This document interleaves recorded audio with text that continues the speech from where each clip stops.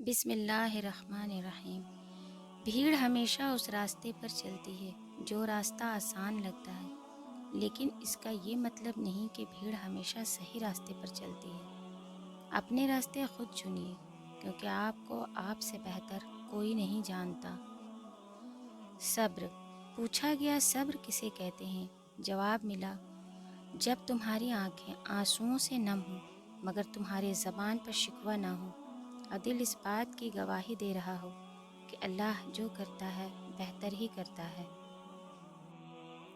انسان جب اپنی خواہشات اور ضروریات محدود کر لیتا ہے تو پھر اسے جھوٹ بولنے کی ضرورت ہی پیش نہیں آتی۔ دھوکہ کھانے والوں کو تو وقت کے ساتھ ساتھ سکون مل جاتا ہے، لیکن دھوکہ دینے والے کو کبھی سکون نہیں ملتا۔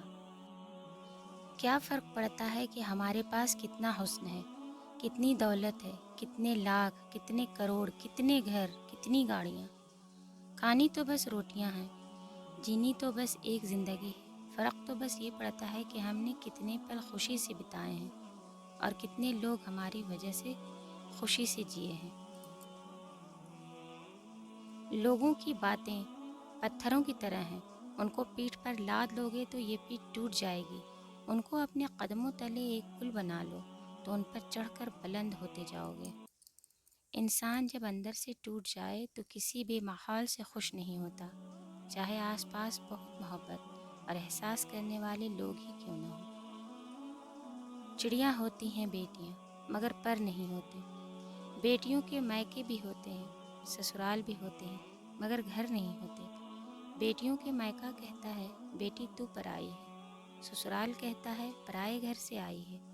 اے خدا، اب تو ہی بتا یہ بیٹی کس گھر کے لیے بنائی ہے۔ قبولیت اور مقبولیت۔ قبولیت اور مقبولیت میں سے ہمیشہ قبولیت کا انتخاب کریں۔ جو مقبول ہو ضروری نہیں وہ قبول بھی ہو، لیکن جو قبول ہو اسے مقبولیت کی حاجت نہیں رہتی۔ اللہ کی محبت۔ جب تک انسان ٹوٹتا نہیں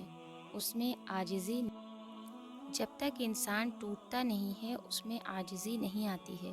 دل میں نور تبھی آتا ہے جب وہ ٹوٹتا ہے۔ جب انسان ٹھکرایا جاتا ہے تبھی وہ اپنے رب کی طرف متوجہ ہوتا ہے، اور بہت خوش نصیب ہوتے ہیں وہ لوگ جو ٹوٹ کر اپنے رب سے جڑ جاتے ہیں اور ان کے دلوں میں میرا اللہ پاک اپنی اتنی محبت عطا کر دیتا ہے، پھر وہ دنیا سے بے نیاز ہو جاتا ہے۔ سکون کوئی تحفہ نہیں جو دوسروں سے ملے، یہ ایک فیصلہ ہے جو ہمیں ہر روز اپنے دل میں کرنا پڑتا ہے۔ وہ دروازے بند کر دو جو زہریلے پن کی ہوائیں اندر لاتے ہیں، اور وہ کھڑکیاں کھول دو جہاں سے روشنی، محبت اور امید داخل ہو۔ نبی کریم صلی اللہ تعالیٰ علیہ وسلم ارشاد فرماتے ہیں، سب سے بڑی زیادتی یہ ہے کہ آدمی ناحق کسی مسلمان کی بے عزتی کرے۔